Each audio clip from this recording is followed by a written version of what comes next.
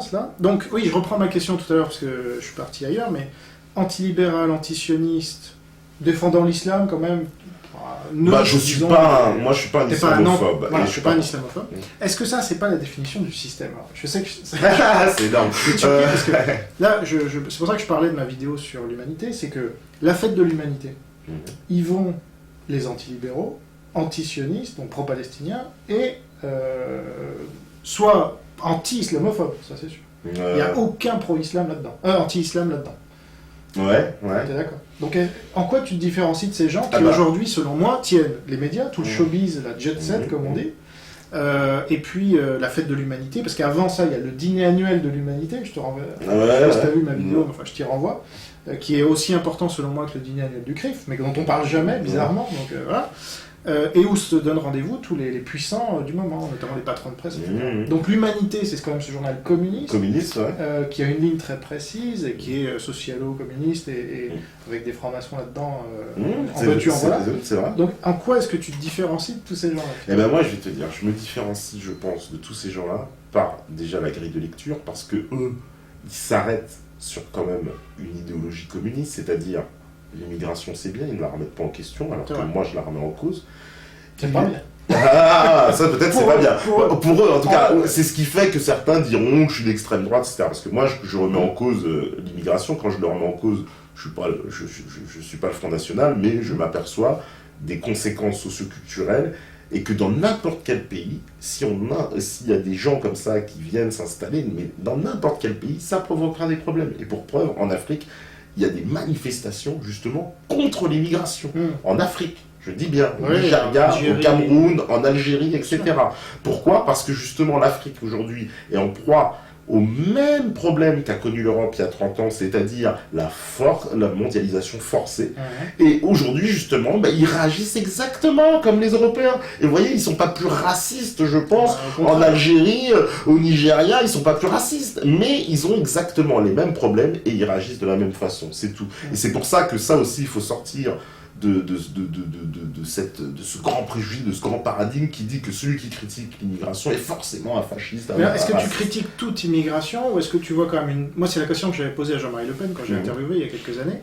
Je lui ai dit, mais monsieur Le Pen, est-ce que vous êtes contre toute immigration? Il m'a dit oui.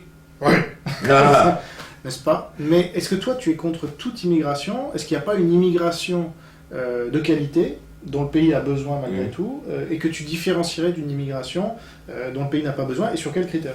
Pour moi, l'immigration, si elle doit en tout cas se faire, elle doit suivre je suis même plutôt contre, tu vois, justement, quand tu disais l'immigration de qualité, ça veut dire qu'on ira chercher les gens, les cerveaux, entre guillemets, des pays. Ça peut être ça. Mais ça, ça peut être des gens dont on a besoin aussi, parce qu'on en a plus. Ouais, mais ça, c'est entretenir le problème, parce que ça veut dire qu'on enlève les cerveaux des gens, donc eux, ils ne retourneront jamais dans leur pays, ils ne vont jamais le développer, et du coup, il y aura toujours des gens après, parce que l'immigration aussi, c'est quelque chose qui est corrélé à la fois par une volonté des élites d'effectuer un dumping social sur les sociétés européennes.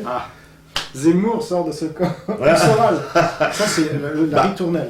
Toi, tu y crois, ça? J'y crois parce que, qu'est-ce que j'observe? C'est qu'on fait venir des gens de pays à manœuvre à moindre coût pour les faire venir travailler ici, pour faire en plus des bases œuvres ici, parce qu'ils travaillent essentiellement dans l'hôtellerie, dans le bâtiment, etc., dans des domaines en plus qui sont des conditions de travail difficiles.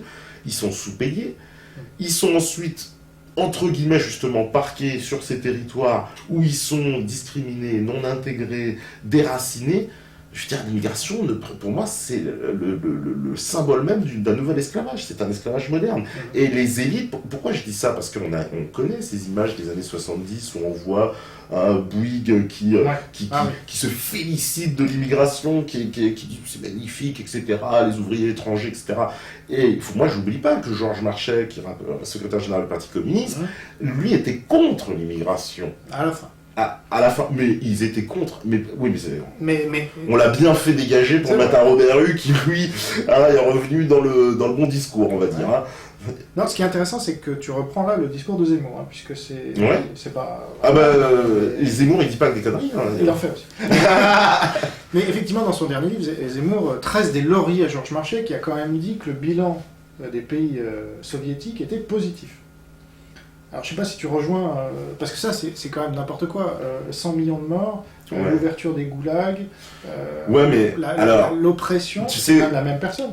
Alors oui, je suis d'accord, mais sauf que nous, qui avons un petit peu de recul historique maintenant, quand on va dans ces pays-là, en Europe de l'Est ou même en Russie, il y a beaucoup de gens maintenant qui regrettent l'époque communiste. Et c'est là qu'on se demande, et pourquoi ils regrettent? Oui, mais il faut aller voir. Parce qu'ils étaient dans le parti. Ah oui, mais moi j'ai vu en Tchéquie, en Slovaquie, ces gens-là, ils sont quand même passés du jour au lendemain d'un système d'État communiste, entre guillemets, protecteur, à le néolibéralisme à l'américaine, où c'est démerde-toi, chacun pour soi.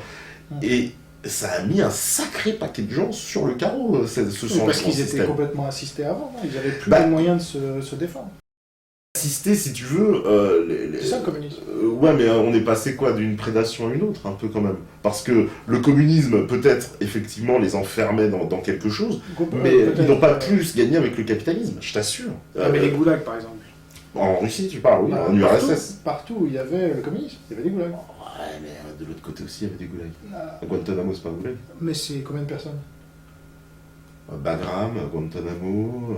Ouais, mais combien de personnes sont mortes dans Guantanamo? Ah, je sais pas, parce que les chiffres sont un peu secrets. À ton avis? Je sais pas. C'est 100 millions ou c'est 100 000? Peut-être moins que les Staline. Peut-être un peu moins. Mais dans l'absolu, moi, je préfère quelqu'un qui assume, on va dire, son côté... Mao, par exemple, 60 millions de morts? Bah oui, Mao, 60 millions de morts. Bon, je suis pas maoïste, hein, je suis pas Edoui Plenel, mais je considère que si on compte les morts en face, je crois pas qu'on arrive à un chiffre moins important. Attends, les Américains, ils ont fait combien de guerres entre 1945 et 2014? Si on additionne tout, on doit arriver au même chiffre. Hein. Pas loin. Tu crois quoi? En plus, parce que nous, on sent les chiffres de Mao, on dit, mais nous, on les sent. Après, il y a des historiens quand même qui ont travaillé là-dessus. Mais il y a des historiens qui ont travaillé sur les meurtres américains. Pas trop. Si, il y en a aussi, mais il y en a beaucoup moins. Bizarrement. Pas d'historiens, des meurtres. Non, mais bizarrement. Parce que moi, déjà, en tout cas, je sors de cette idée de me dire, tu vois, justement, voilà, je suis pas du tout un pro-communiste ou pro-Mao, mais que ils auraient fait que des meurtres, etc., horribles, alors qu'en face, ce serait plus blanc que blanc. Moi, je parle pas des Américains, je parle juste des... On parlait de marché. C'est vrai qu'une stratégie, ça peut être de dire, regardez les autres, mais d'un moment, regardons Marché, il est quand même pétri de l'idéologie communiste, c'est un homme de la... Donc, il n'est pas tout à fait non plus objectif sur ces questions-là, mais je remarque que quand même, voilà, le Parti communiste à cette époque-là avait un discours qui était quand même aujourd'hui considéré comme discours du Front National. C'est-à-dire, Marchais, il parlerait aujourd'hui, il serait traité de fasciste extrême droite. Et c'était quand même le chef du Parti communiste. Mais ça te choque pas, toi, que le Front National soit sur les positions du Parti communiste d'il y a 30 ans? Bah, ça veut bien dire qu'il y a eu un énorme changement dans l'échiquier politique. Pour moi, que l'échiquier politique français, il a complètement explosé. Et que la vision, justement, binaire du droite-gauche, ça n'a plus de sens. Pour moi, aujourd'hui, le véritable combat, il joue entre les patriotes et les mondialistes. Ceux qui acceptent justement cette domination mondiale ou qui n'en ont pas conscience et qui vont nous emmener vers l'Union européenne, vers le supranational, et ceux qui réagissent entre guillemets et qui commencent à se dire il faut reprendre le pouvoir en main, et la nation, surtout la nation, n'est pas une... Enfin, un jeu de mots, mais une notion dépassée, quoi. C'est-à-dire que la nation... Sans le rappeur, là. Non, mais, voilà, que la nation est très importante. Moi, j'avais pas conscience à quel point la nation était notre salut. C'est quelque chose que je suis arrivé par réflexion. Et que finalement, la nation était la seule société, la forme de société humaine, en tout cas, suffisamment acceptable et qui puisse être démocratique à la fois. Parce que dès qu'on passe hors du contexte des nations, plus petit c'est démocratique, mais plus grand ça l'est pas. Alors précisément, le communisme est contre les nations. Ah oui, le communisme... Le socialisme aussi. Mais tu sais...